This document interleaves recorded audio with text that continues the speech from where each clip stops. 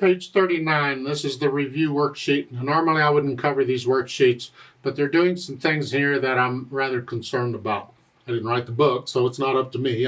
That's it. So let's deal with it. I don't agree with their approach sometimes, so let's see what we can do here. At the top of the page, they simply want you to write a half note.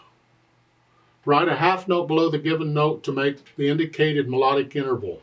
Isn't that nice? Assume they want the note name. They write a half note.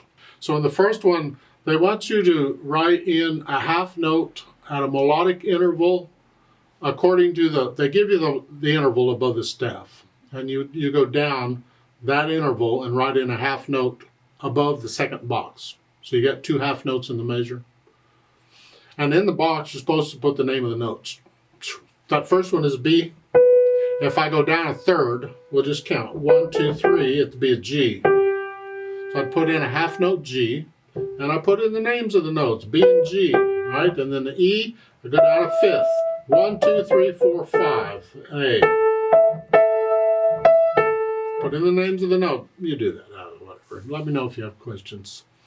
Number 2, this is what I don't agree with. They want you to identify all these key signatures. Yuck. In my opinion, it is much better if you simply learn the scales.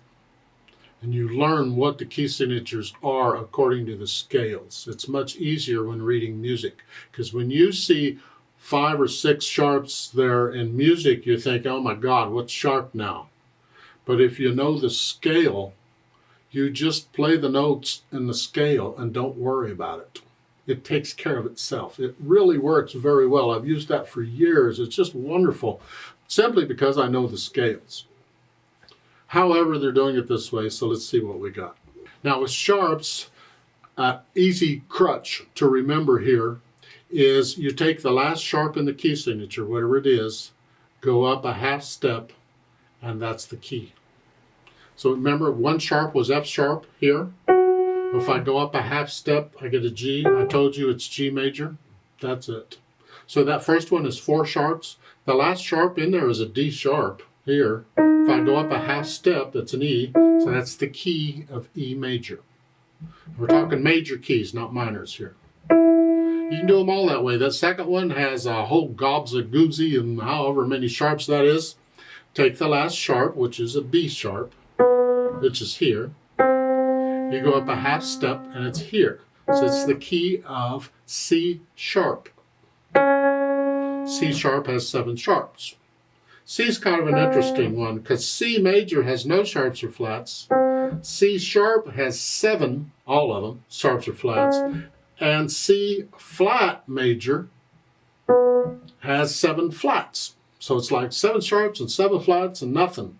So C is kind of an interesting one to me. And you can do that with sharps. Just take the last sharp and go up a half step. You're there. Now with flats, that doesn't work quite so well. You have to use a different system, and it doesn't work on everything.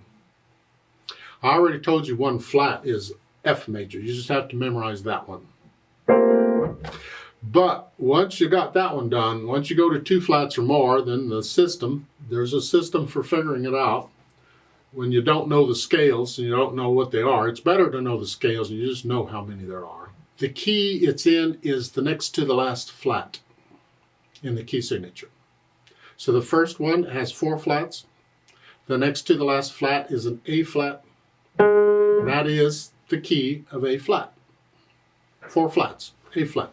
The next one has 6 flats. The next to the last flat is a G flat. Well, that's the key of G flat. They give you the key signatures in both staves and both clefs. It's the same. So for flats, you use the next to the last flat, and that's it. For sharps, you take the last sharp up a half step, and that's it. For flats, you can't do that with just 1 flat because there is no next to the last flat. There's only 1 flat. So that one you got to memorize. It's F. I could make it a little more interesting. For flats, rather than taking the next to the last flat, I could say take the last flat given, and this even works with 1 flat. Take the last flat given, and you go down a 4th in the key. So you got to use the notes in the key.